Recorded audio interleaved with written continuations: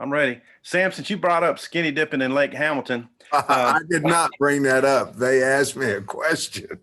I don't even know where Lake Hamilton skinny dipping place is. Okay. All right. Yeah, Now, I just wanted to, you seem to be in great spirits. So what's the week been like for you and the team? And, your guys are winning awards on a daily basis, and just such a high right now with what's going on with your program. Well, I've said it, before, we had to get healthy this week. We're so happy with the guys who came in and helped the football team and helped themselves when we were, had injuries. But our depth, honestly, guys, going into some of these games was, I didn't know if I might need to suit up, and that wouldn't be good. And so we had to get healthy, and we have done that. 3 days of non-contact, basically. We've been in helmets, no pads, but we are preparing for Texas A&M. We've done that now for 2 practices. It will be again today, but it's just non-physical practices. But we'll practice about an hour and a half. I believe that we'll have, besides the injuries that have been season-ending injuries, I think we'll be pretty close to full tilt come Monday. Jason. Hey, Coach, so much has been made about the back 7 or 8, but the job the defensive line has done to set those guys up. Can you speak to what the 3 or 4 guys, depending on which scheme you're in, have done for you guys this year to kind of set everybody else up on the back end? Coach O'Blien has really got those guys playing well, and you have to give obviously credit to the guys playing. But, we talked about going their 5 against our 3, advantage Arkansas. We didn't say you had to get the guy on the ground. You just got to move him. You can't let him just stand there. He'll pick us apart. And they did a very nice job. They did a really good job for 2.5 quarters against Georgia. And those guys, coming in here, obviously we want to have bigger guys and this, that, and other, but we have enough size, with Kelly in there at times and Eric Gregory. And, of course, Jonathan Marshall's playing, as good as you can, as any of us would have thought.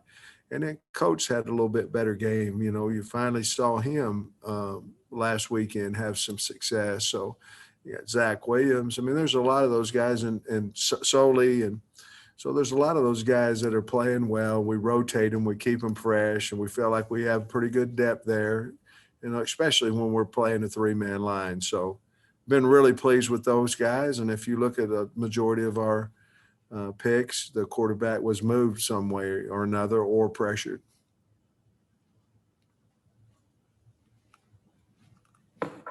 Bob.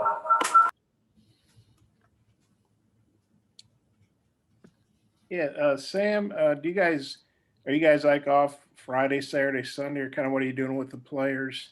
And I'm sorry, go ahead. Did you want to ask another one too? Or? I was going to say, if you told them, hey, you need to stick around campus, or still got to stay in the COVID protocols, or kind of how does that go when you give guys some free time? Well, they have they have practice today, and then they have morning lift Friday. And then they have obviously academic obligations. And then after that, they're completely off Friday, Saturday, Sunday. And we come back from 6 to 8. Sunday night is a little bit of academics from 6 to 7 for some of the team. And then from 6 to 8 is our COVID test.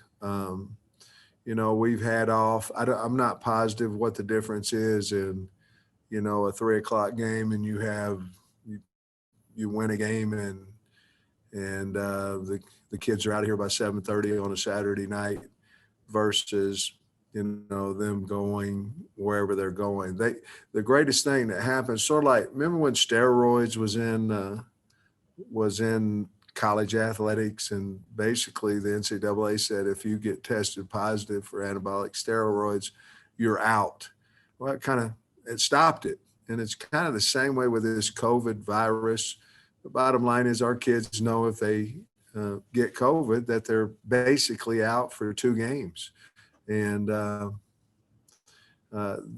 so they understand that. They've been good at it. I see no reason for us to sit here and what will we do with them? You know, sit here and have them sit around in the stadium or something. We're just going to trust them.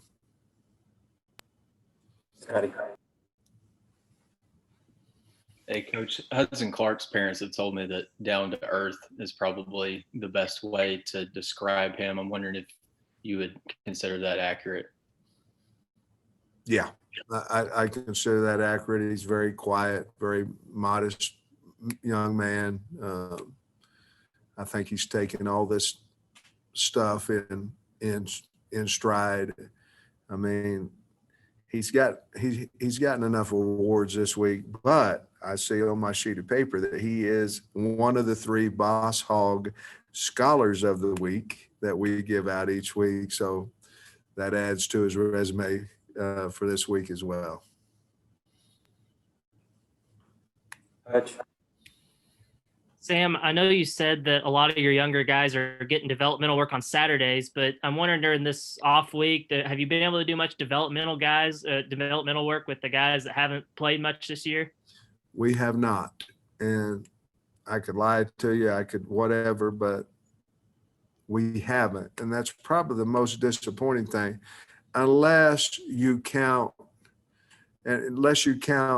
scout teamwork, which I do, but has not been pads. So we did not take advantage of that part of it to this point.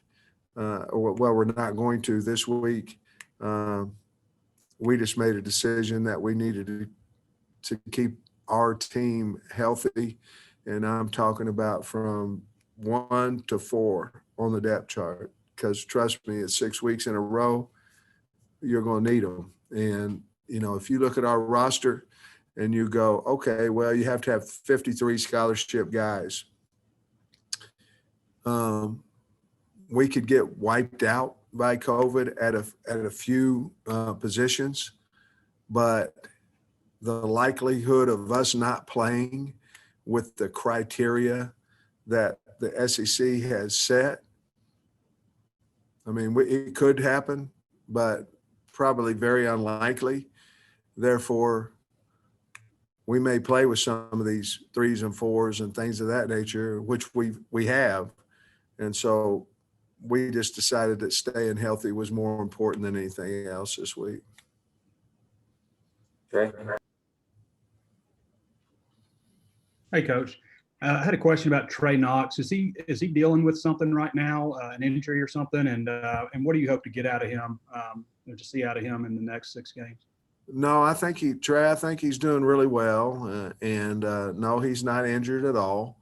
And he's doing a fine job and those things, but no injury or anything of that nature. We've got a wide receiver room that's very competitive in there. And at this day and time, that's, whatever his reps that he's getting is where he is on the depth chart at this point in time.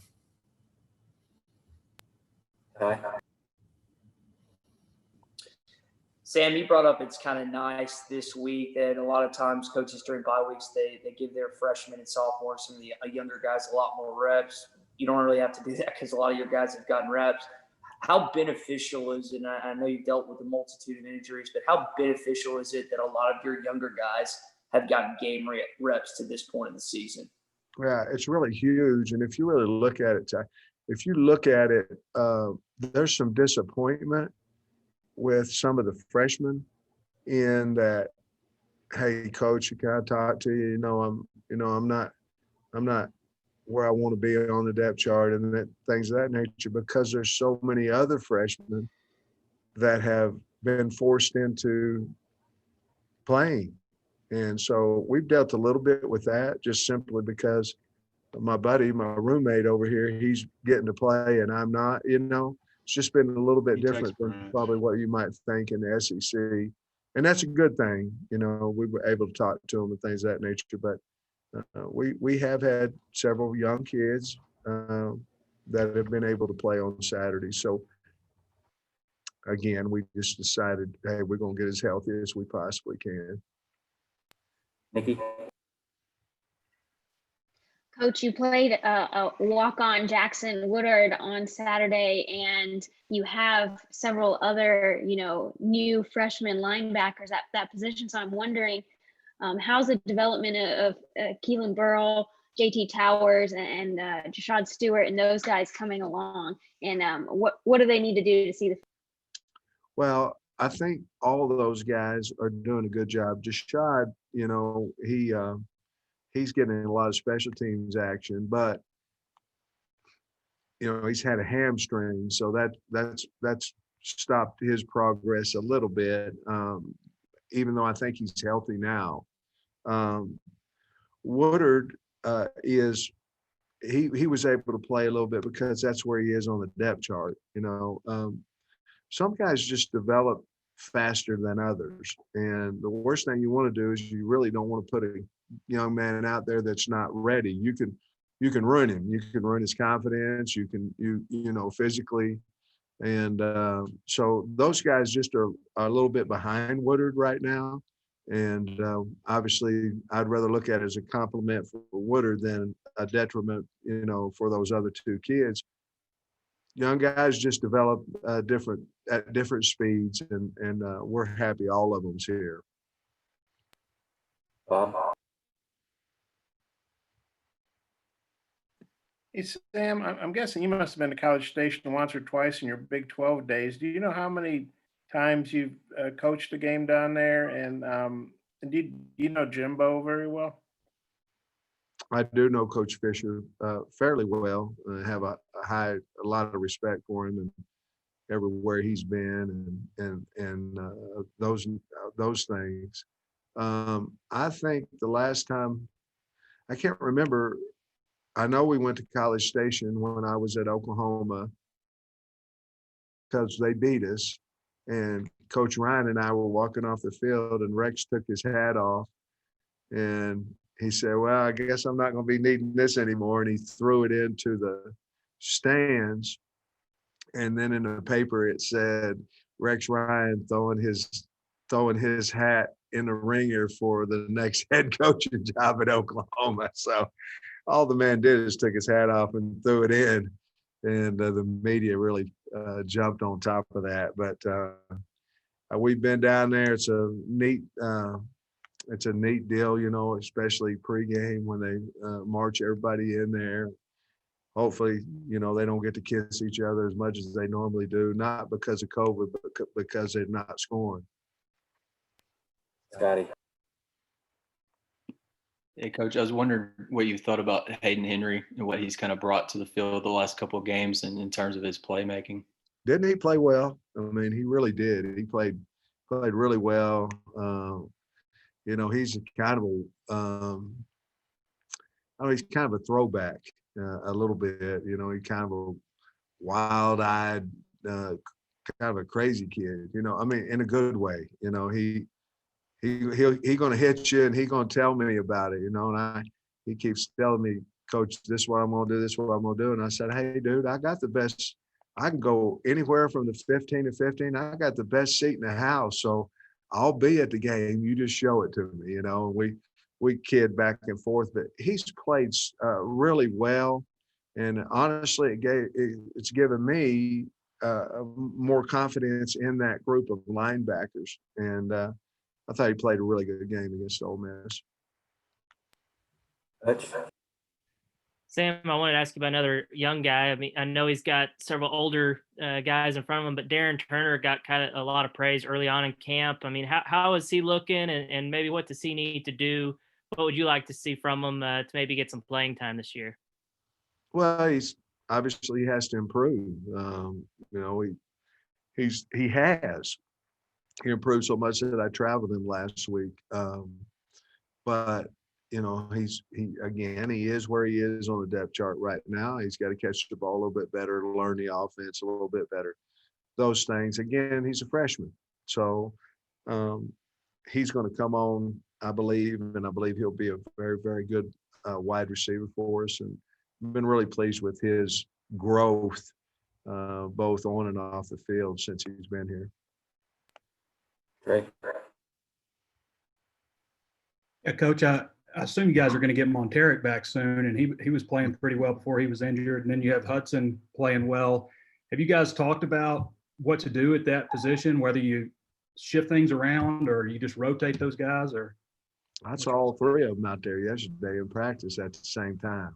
So, you know, Trey, you know how it is. We're going to play our best 11 players and try to figure out how we can stop people. Play our best 11 players on offense and see how we see if we can score more points than normal. But if those guys are three of our top 5 players in those 3 safeties, 2 corner look, well, then we're going to have them all on the field at the same time.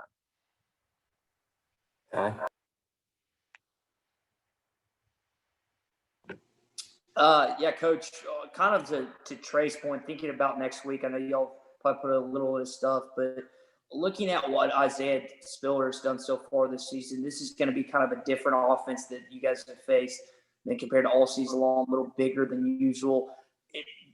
And a lot of what y'all have done to this point has been zone and dropping back and playing a lot of passing teams. Is this one of those weeks where Barry's going to have to change up what he's been doing heading into Texas A&M next weekend? Well, to your point about Spiller, the guy's incredible. I mean, he's playing really, really well. And they've got 5 returning starters on the O-line. I mean, they're a good football team, you know, a really good football team. And then, of course, Mond, you know, has been there since 1922. The guy, is he ever going to graduate and get out of there? I mean, he's been there forever, but and what a really good player he is. Yeah, you know, the bottom line, good offensive and good defensive coordinators and good special teams and good head coaches, what they do is they adjust to give themselves the best chance to win, because make no mistake about it is we're not going out there for respect. We're not going out there for anybody to say we play hard. We're going out to win. And so our game plan has to give our kids the best chance to do that. And if you really look at Barry Odom, what they've done in the 4 different games, it has been somewhat similar in some ways, Ole Miss and Mississippi State, certainly much different, Auburn and Georgia. So we'll come up with the best game plan possible for us to have a chance to win the football game. So long answer to tell you, yeah, we'll have to figure out whatever that front is that starts, you know, whether we're going to play a 3 or 4 man front to start it, and then what all the auxiliaries around that, we'll have to figure out what tendencies they have at A&M and try to exploit that situation. I don't know if you have more. Nikki. Coach, Marcus Henderson, what have you thought of the job he's doing at tight end? And is there a possibility of him, I don't know, moving back to the offensive line this season, or you like him where he is? Nikki, you've been at practice, Nikki. I have think she's not. sneaking in, Kyle. Marcus has played more offensive line this week. We still have him at tight end because we need him, especially for depth there. To be honest with you, Nikki, he's practiced both spots every day, which has helped him because he knows the offense, you know, quite well. But we have moved him back in the meetings to Coach Davis's meeting in the O-line. He was meeting all the time at tight end and then playing O-line when he wasn't playing tight end. Now he's meeting with the O-line and playing tight end when he's not playing O-line. So we just kind of reversed it a little bit. But he's done a really nice job. He's a smart kid. Really proud of him. He's going to be a good player. Last one, Bob. Yeah, Sam, I was just wondering what your weekend plans are. I'm gonna go to Hot Springs, and we've got a place down there, and so I'm gonna take Jamie, and we're gonna go down there and have some fun and get out on the boat probably tomorrow and watch football on Saturday and come back Sunday morning. But no skinny dipping. You know, I'm just not for sure that'd be a positive look for the state of Arkansas. And I mean the entire state of Arkansas. You know, if I'm representative, wouldn't be too good. Thanks, Coach.